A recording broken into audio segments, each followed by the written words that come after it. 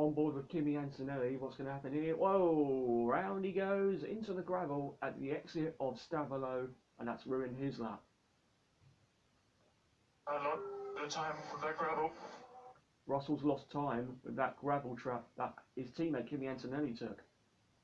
Gasly and Hamilton are setting personal best as into the bus stop chicane we go for the final time in SQ1. Gasly rounding the chicane, hoping that he will have enough time to get himself safely into SQ2, and that is Lewis Hamilton. Lewis Hamilton, the man who was on pole for the sprint in China. He's only a 17th on the sprint grid here at Spa. That is a major disappointment for Lewis Hamilton. In the Ferrari, the man was on pole for the sprint in Shanghai. It's only 17th for the sprint here at Spa. Unless Ollie Behrman could get ahead of him. Behrman crosses the line and he's 14th, pushes Hamilton to 18th. Antonelli's out as well. He's last for the sprint. Albon crosses the line. He's out 16th. So the racing ball, no, he's through. What's happened to Hamilton? Let's see. Oh, he just locked up the rears and just spun going into the bus stop, and that has ruined Lewis Hamilton's chances of an SQ2 appearance. That is a disappointment for a team that's just been given massive upgrades for this weekend. So Albon, Hulkenberg, Colapinto and two big shockers, Hamilton and Antonelli, out. We can see George Russell coming out of the bus stop chicane, across the line, 5th fastest for George Russell. That might not be enough though. We will see what the others will bring. Lance Stroll crosses the line. He goes 6th fastest behind George Russell. What about the racing ball of Isaac Hadjar, who crosses the line? Hadjar goes 3rd fastest. Great lap time from the French rookie. Liam Lawson goes 5th fastest. The racing balls are looking pacey so far. Here's Fernando Alonso. He goes only 8th fastest. That might not be enough for the two-time world champion. Carlos Sainz crosses the line for Williams. He now goes 3rd fastest. He's looking pacey around this track this weekend. But what about the Haas boys? Ocon, fastest in the first sector, good middle sector, and goes 3rd fastest, 2/10 off Verstappen. Great lap from Ocon. And Ollie Behrman goes 4th fastest.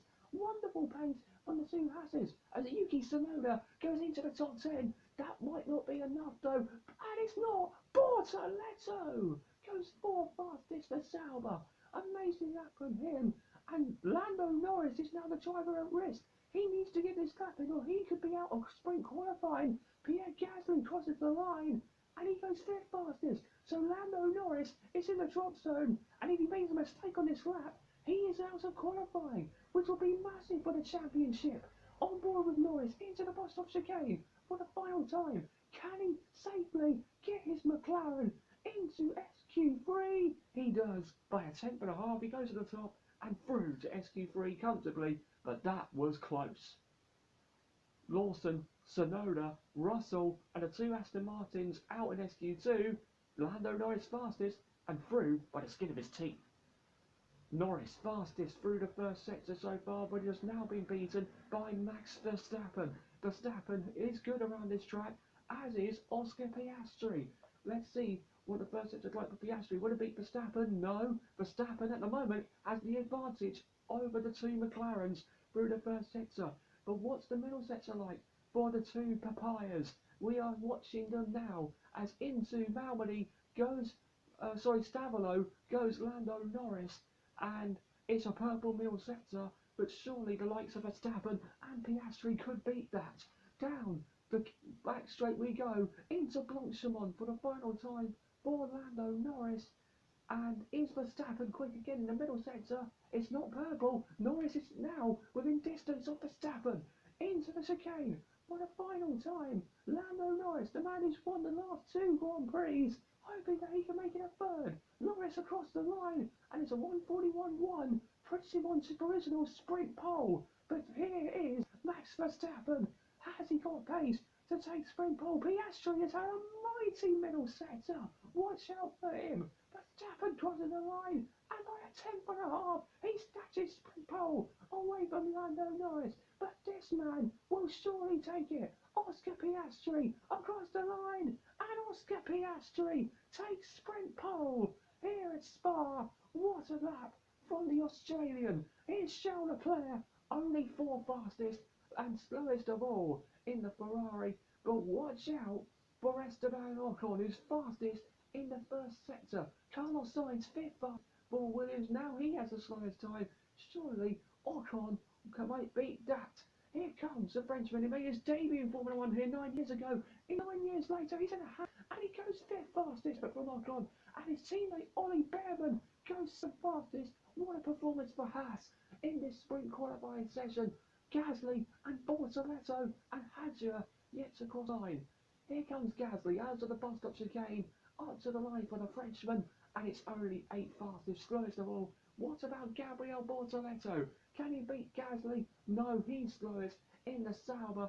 For Bortoletto, it's 9th fastest, but surely Isaac Hadjar will be in the beat there and does 9th fastest for Isaac Hadjar, but it's sprint pole for Oscar Piastri, and that is exactly what he needs, that kind of performance to help him stretch his advantage in the World Championship over his teammate Lando Norris.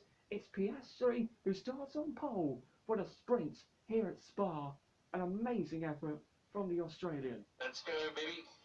That was mega. Nicely done. Very nicely done.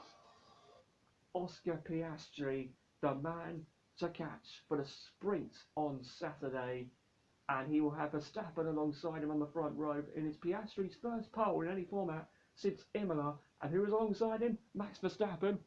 Could we see a similar thing to Imola in the sprint tomorrow? We'll find out.